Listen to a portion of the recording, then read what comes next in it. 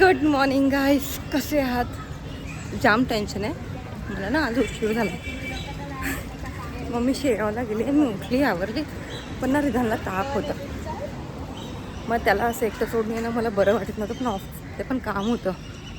So मी त्याला आता बाजूच्या दादाकडे सोडलं, दादाकडे म्हणजे बाजूच्या रिधानच्या दादाकडे सोडलं आहे. आमच्या इथे आहे मुलं, त्याला सांगितले त्याला क्लासला सोड आणि घेऊन ये. खरंच यार बाजूचे लोक ना खूप हेल्पफुल आहेत. चाळीत राहण्याचा हा एक फायदा असतो की तुमचे नेबर्स तुमचे खूप हेल्पफुल असतात. ते तर तो बोलला की दीदी मी सोडतो आणि घेऊन पण येतो. त्याला सांगितलं बाळा आलं आणशील ठीक आहे, पण त्याला ना जेवण करून ठेवलं मी, तेवढं फक्त दे त्याला जेवायला बस. भांडी घासायला पाहिजे येणार आहे, भांडी सगळी काढून ठेवलीच, जेवणाची सगळी भांडी ठेवलीत. आज मी काही जास्त जेवण केलं नाही आहे, कारण का रात्रीचं केलं जेवण होतं भरपूर, त्यामुळे जे आहे ते घेऊन आली आहे. जास्त काही करत नाही बसली. रिधानसाठी पण रिधानसाठी ऑलरेडी केलेलं होतं मी काल पुरणपोळ्या, त्याला आवडतात. पुरण ठेवून थोडं थोडं एक एक पोळी करून देते त्याला. तर पोळ्या करून ठेवली तिला एक, आणि आता चालली ऑफिसला. 10:30 वाजायला आल्यात. दम लागल्यात, पळतीये मी पटापट, माझे पाय चालले आहेत. आता जास्त न बोलता आपण संध्याकाळी भेटूया. बाय काय मी निघाली ऑफिसमधनं. 3:15 वाजून गेलेत, 1 मिनटं 3:21 झालं. ठीक आहे. आणि एवढं ऊन आहे, एवढं ऊन आहे, तुम्हाला असं वाटलं की तुम्हाला कोणी ना असं काय बोलतात ते, असं गरम ते पाण्याच्या कढईत ठेवलं आहे, एवढं ऊन आहे. आणि मी ह्या साईडने चालते जिथे झाड आहे, तिथे अजिबात ऊन लागत नाही आणि एवढा थंड वारा आहे. आपण लोकांनी आपल्या फायद्यासाठी एवढं झाडं कापली आहेत की आता ना तो त्रास आपल्यालाच व्हायला लागला आहे, दुसऱ्या कोणाला नाही होत आहे.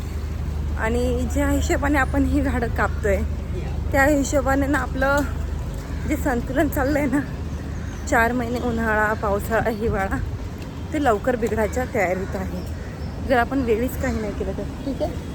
आणि ही जी झाड आहेत जिथून मी चालते, हा एक रोड पूर्ण असा आहे ना की जिथे प्रॉपर माणसांना चालायला जागा आहे.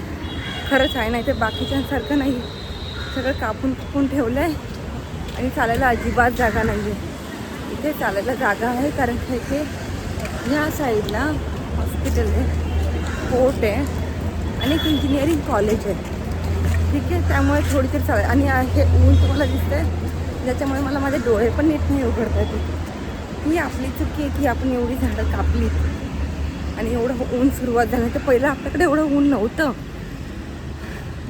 आता जिथे जेव्हा मी सावलीत नाही ते मला कळतं आहे की झाडांची काय किंमत आहे. सो ज्यामुळे ज्यांना पॉसिबल असेल त्यांनी प्लीज झाडं लावा आणि झाडं कापण्यापासून वाचवा.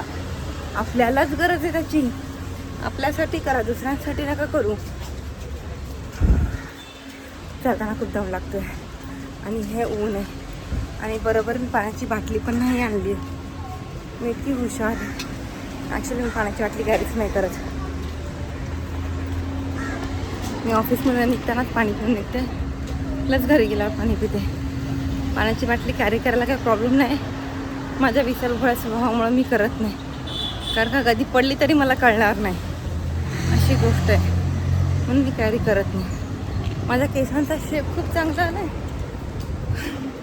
पण मी काल केस धुणार होती जी मी नाही धुतलीत. ठीक आहे. कारण का असं म्हणतात शुक्रवारचे केस धुतलेली चांगली असतात आणि रविवारची केस धुवू नये. सोमवार, बुधवार, शुक्रवार ह्या 3 दिवशीच तुम्ही केस धुवा, असं काहीतरी सायंटिफिक रिझन आहे. मी अंधश्रद्धा म्हणून नाही म्हणत, सायंटिफिक रिझन आहे. कधीतरी ना चेक करा ह्या गोष्टी. सगळ्या गोष्टींना अंधश्रद्धेचं नाव नका देऊ. आणि हे जे करतायत ना त्यांच्या मागे खूप मोठं सायन्स आहे, जे आपल्या वेद ऋषींनी सांगून ठेवले आपल्याला. तुम्हाला माहिती आहे, जेव्हा ना पहिले आपल्या घराच्या बाहेर शेणाने सारवून रांगोळी काढायची, त्याचं रिझन हे नव्हतं की ती अंधश्रद्धा होती. त्याचं हे सायंटिफिक रिझन होतं, जेव्हा तुम्ही शेणाने सारवता, ठीक आहे, त्याच्यावर रांगोळी काढता, तेव्हा कोणते किडे ना तुमच्या घरात नाही. कळलं? हे त्याच्या मागचं रिझन होतं. आणि पूर्वीच्या काळी तुम्ही बघितलं असेल किडे आपल्या घरात नव्हते येत, पण आता येत आहेत. कारण का आपण आता शेणाने सारवतच नाही, रांगोळी काढतच नाही. रांगोळी हे जरी मांगल्याचं प्रतीक असलं तर त्याच्याबरोबर गोष्टी आहेत ज्या सायंटिफिकली प्रूव्हन आहेत.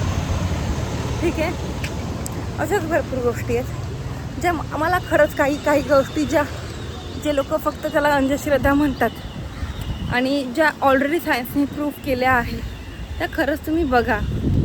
आता काय म्हणतो आपण झोपताना डोकं ना एका दिशेला करून झोपतो. मला दिशेचं नाव नाही आठवते की कोणत्या साईडला डोकं करून झोपतो, कोणत्या साईडला पाय करतात.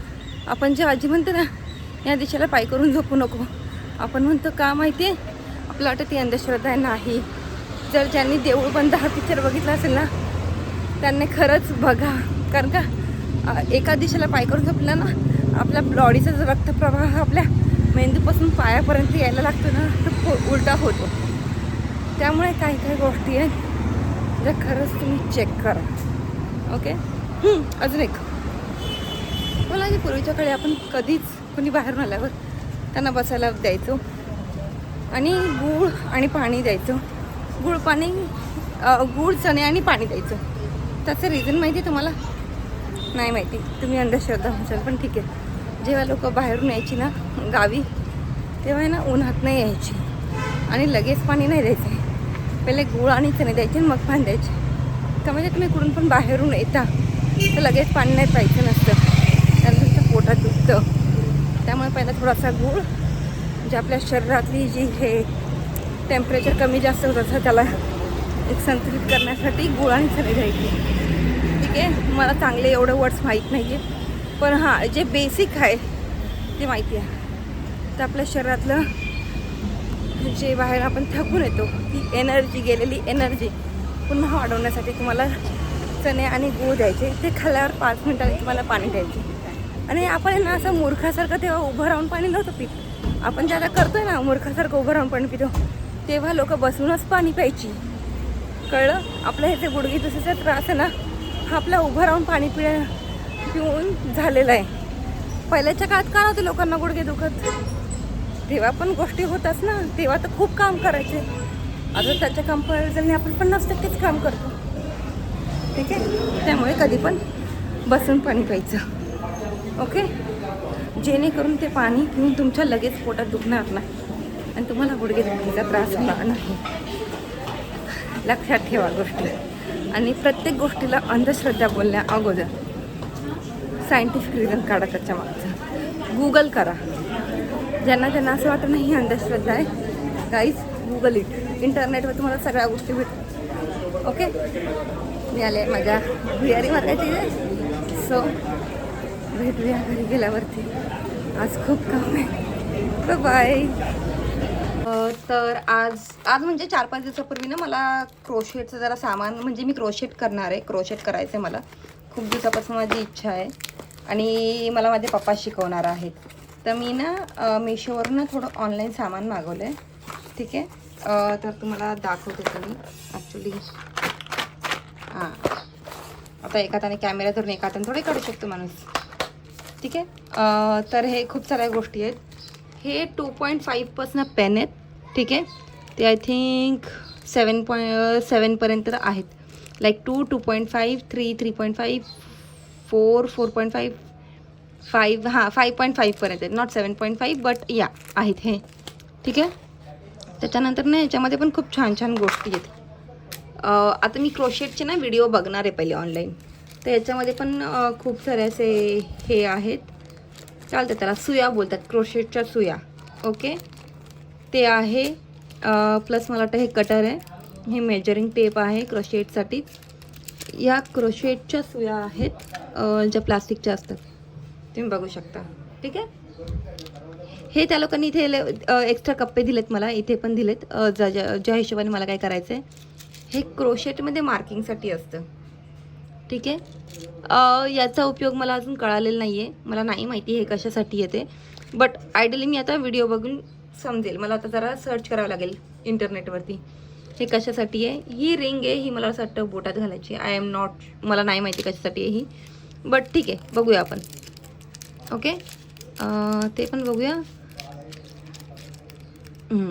आणि हे बघा, जर तुम्ही कॅश ऑन डिलिव्हरी न घेता जर केलं तर मला वाटतं तुमचे 15 रुपये वाचतील.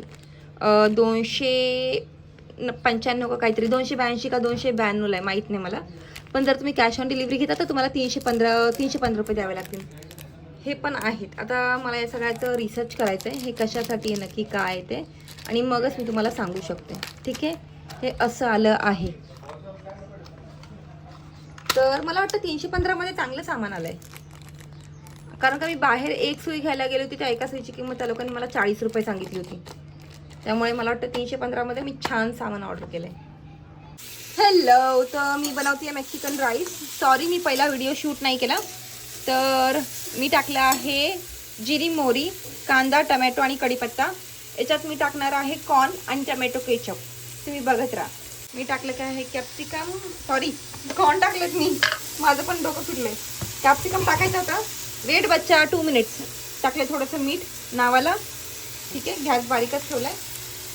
कॉर्न टाकलेत आणि टाकते थोडीशी मिरची पावडर, कारण का आपण हिरवी मिरची वापरली नाही आहे, त्यामुळे थोडीशी मिरची. मेक्सिकन राईस थोडासा तिखट असतो. तुम्ही याच्यामध्ये ना हे पण टाकू शकता, राजमा. माझा भात एकदम थोडंसं आहे, बघू शकता. एक मिनटं बच्चा. तर टाकले थोडीशी मिरची पावडर, बघू नका मी टाकलं आहे, आणि थोडीशी हळद पण टाकली आहे. ठीक आहे, आता मी टाकणार आहे थोडासा टमॅटो केचप. मेक्सिकन राईसमध्ये टमॅटो केचप आणि राजमा दोन्ही जातो. ऑरेगॅनो चिली फ्लेक्स पण जातात. थोडंसं केचप. भात टाकला आहे मी, थोडीशी कोथिंबीर टाकली आहे. हा भात तुम्ही लहान मुलांसाठी बनवू शकता. वेगवेगळ्या भाज्या, त्यांना हा भात खूप आवडेल, कारण का हा व्हरायटीमध्ये दिसतो. बघा, दिसतानाच तेवढा कलरफुल दिसतो. याच्यामध्ये तुम्ही राजमा पण टाकू शकता. ठीक आहे, मेक्सिकन लोक राजमा खूप खातात. त्यांचा राजमा थोडा वेगळा असतो, बट ऑब्वियस प्रत्येक राज्यामध्ये गोष्टी वेगवेगळ्या होत राहतात, चेंज होत राहतात. तर तुम्ही राजमा पण टाकू शकता, कॉर्न पण टाकू शकता.